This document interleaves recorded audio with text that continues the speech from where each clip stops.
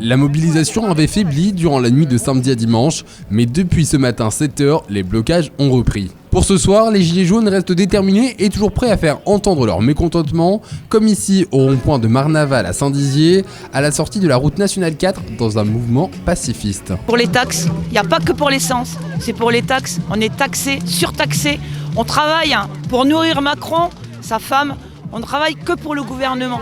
Il y a des gens, ils ont travaillé toute leur vie. Ils font les poubelles, ils vont au resto du cœur, c'est une honte. Des gens qui sautent des repas pour pouvoir nourrir leurs enfants, c'est honteux.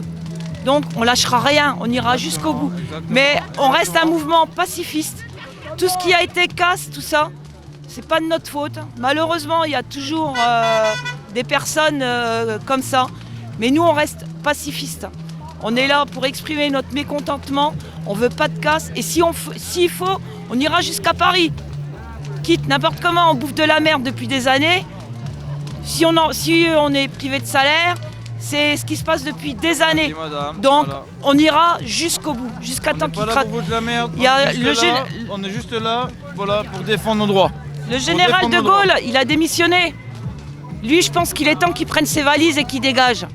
Faut qu'il arrête de croire. Le monde des bisounours, c'est chez lui, pas chez nous. Qu'ils viennent, qu'ils prennent le salaire d'un ouvrier et qu'ils vivent avec. On verra s'il arrivera à vivre en ayant payé son loyer, sa voiture, nourrir ses enfants, un crédit maison. Qu'ils viennent. Moi, je veux bien échanger sa vie contre la mienne, surtout son salaire. Du côté d'Ancerville dans la Meuse, même combat autour d'une mobilisation générale qui a bien failli tourner au drame puisqu'aux alentours de 19h ce soir, un camion a forcé violemment le passage et les Gilets jaunes ont tenté de l'arrêter en vain. Pour rappel, aujourd'hui, à seulement 40 km de là, des manifestants dans la commune de Voie-Vacon ont eu moins de chance car 3 personnes ont été renversées par un automobiliste ayant, selon la préfecture, paniqué devant les blocages, dont 2 d'entre eux ont été hospitalisés. Dans l'ensemble, les automobilistes bloqués comprennent la situation et seraient prêts eux aussi à s'allier à la cause des Gilets jaunes. Parce que je suis dans le même cas que tout le monde, donc dans la classe moyenne, on cherche tous à éviter de payer trop de taxes. À essayer de finir les fins de mois correctement, essayer de se faire plaisir, ce qu'on n'arrive plus à faire en ce moment. Donc on pense que l'État prend trop sur notre argent, quoi. On voudrait rentrer chez nous, on rentre d'un mariage, j'aimerais bien rentrer chez moi, mais s'il faut, je resterai la nuit ici. Et je les comprends, les gens qui manifestent comme ça, parce que c'est juste pas possible.